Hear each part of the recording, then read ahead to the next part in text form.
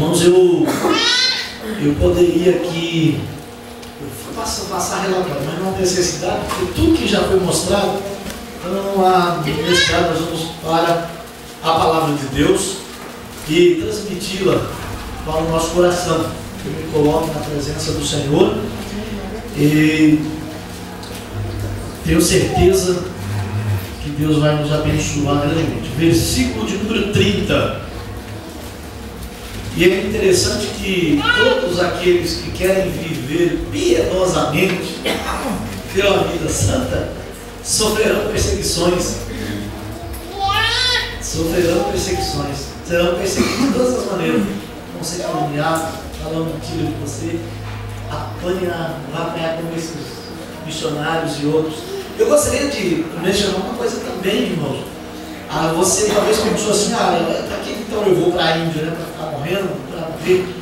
É que quando Jesus ele diz que uns serão, começará no evangelismo em Jerusalém, Judéia, Samaria e até os confins da terra, ele não estava dizendo que você teria que começar por casa, ou por aqui. Não era isso, ele estava dizendo que uns têm chamada para Jerusalém, outros têm chamada para a Judéia, outros para Samaria, outros para ir para os confins da terra.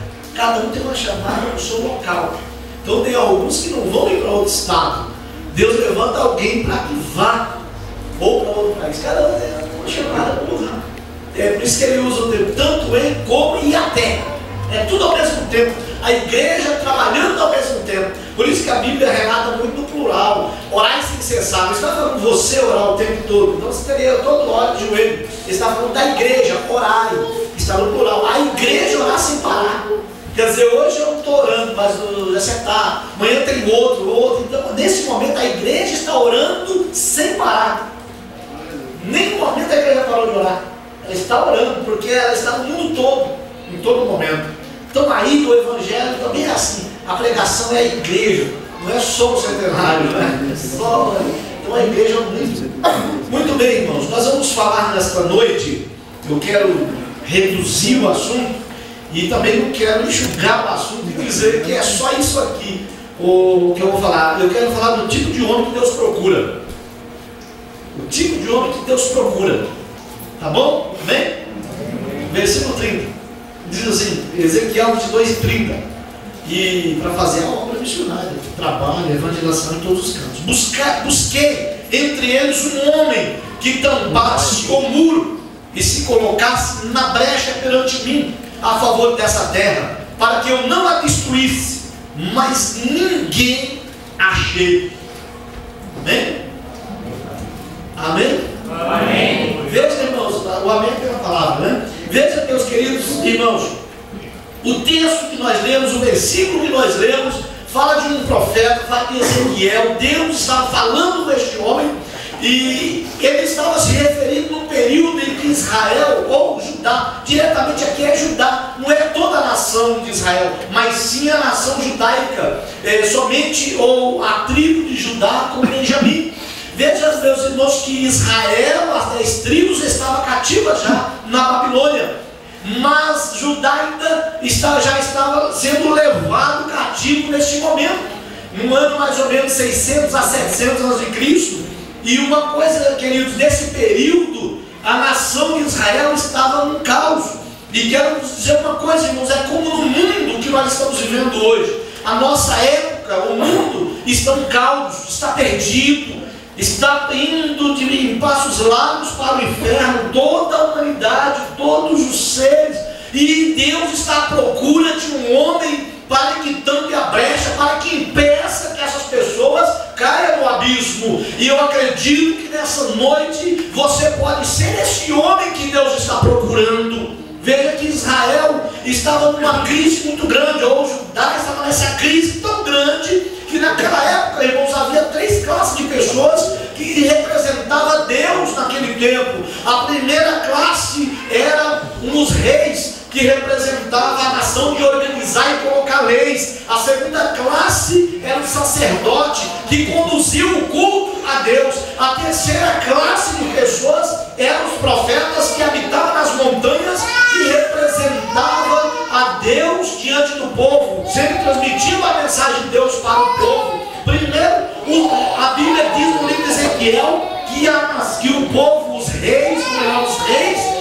Israel, os príncipes, eles estavam com as mãos cheias de sangue, eles eram corruptos e não serviam para tampar a brecha, não estavam no lugar certo, não dava. Deus havia rejeitado os príncipes, os reis e a segunda classe, que eram os sacerdotes. A Bíblia diz que eles não eram fiéis, portanto não serviam, eles eram comprados, eles eram dirigidos pelos reis e não eram fiéis ao Senhor dos exércitos. Portanto, Deus não o procurava, não o queria para a sua obra, era rejeitado por Deus. E a terceira classe eram os profetas, e a Bíblia diz que os profetas nesse tempo eram mentirosos e não falavam a verdade.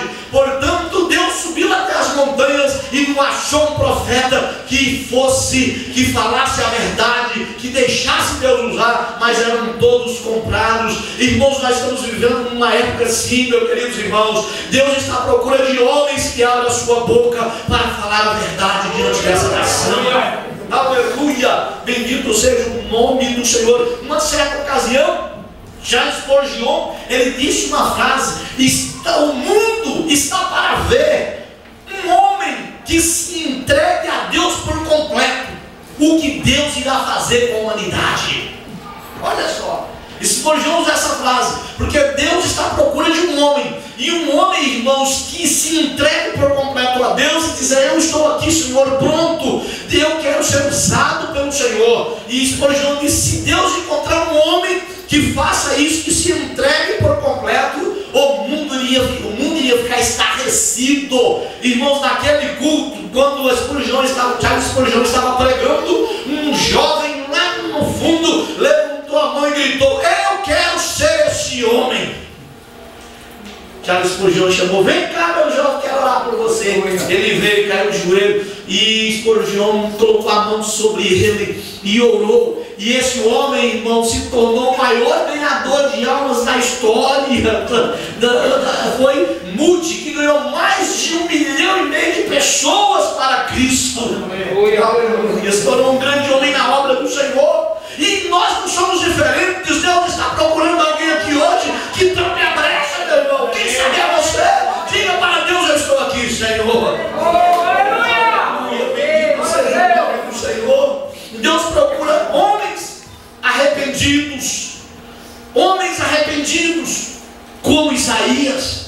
A Bíblia diz que o profeta, quando ele estava na casa do rei, ele era primo do rei Uzias. Veja, irmãos, Isaías era primo do rei Uzias, portanto fazia parte da corte, e ele praticamente estava corrompido pela corte, e ele estava corrompido, não era um profeta de verdade, ainda vivia longe de Deus. Em uma certa ocasião, depois que morre o seu primo, começa a coisa a ficar feia para a vida dele. Este profeta, ele resolve ir para o templo, e quando ele chega no templo, ele entra na presença de Deus, que ele começa a orar. A Bíblia diz que de repente começa a sacudir o negócio, irmãos. Começa a aparecer uma nuvem, começou a sacudir o templo, abriu-se os céus, e ele viu serafins e um trono, e estava ali o próprio Deus assentado naquele trono. Aleluia!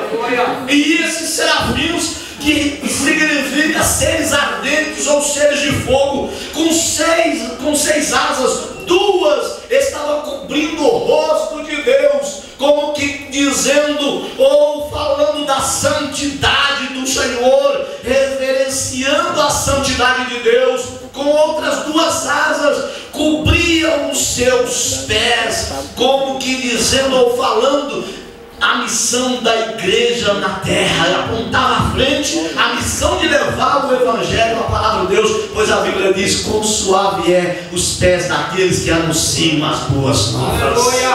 E com 2 voavam, porque estava mostrando a disposição da igreja na obra de Deus. E quando ele viu aquilo, ele ficou admirado com aquilo, e ele observou, ele viu, e esses serafins, irmãos, cantavam com voz forte, e estavam cantando, e com a voz bem alta: Kadosh, Kadosh, Kadosh, Yahvé essa boate. Santo, santo, santo é o Senhor dos exércitos. Santo, santo, santo é o Senhor dos exércitos. Toda a terra está cheia da sua glória.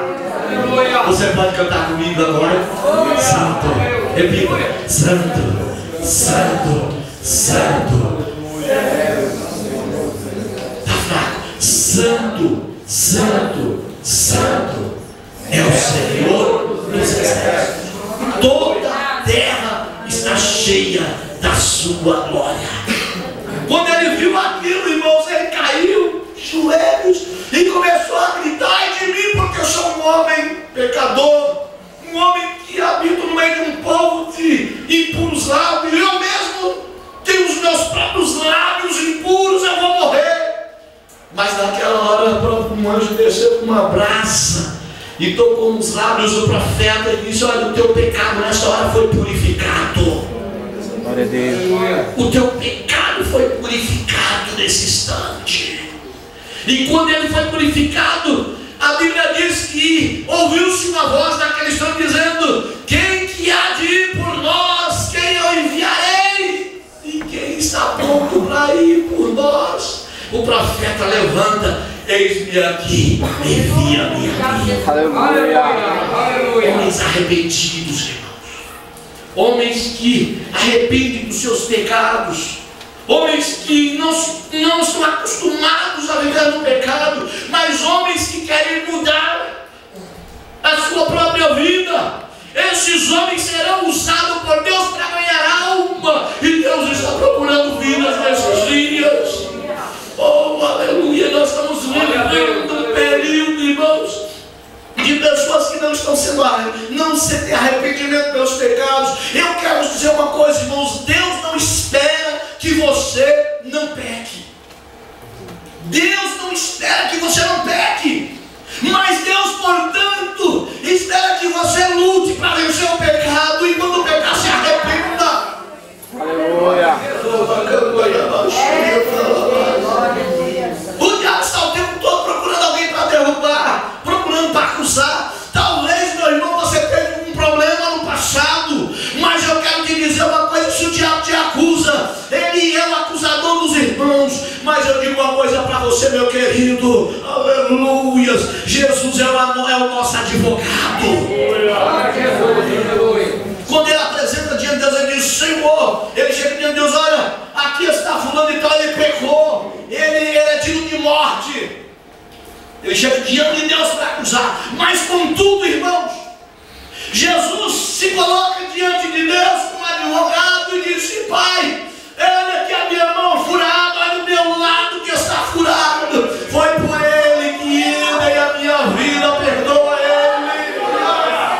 Oh, aleluia. A despeito dos teus pecados, irmão, das tuas falhas, Deus quer usar a tua vida na obra. Aleluia. Assim como Gideão, Sansão, Jefité e outros mais que erraram, mas contudo Deus usou até o limite máximo. Deus procura os seus homens e mulheres. E é hoje, quem sabe nessa noite você vai dizer: Senhor, eu estou aqui, eu quero ser usado, eu quero ir,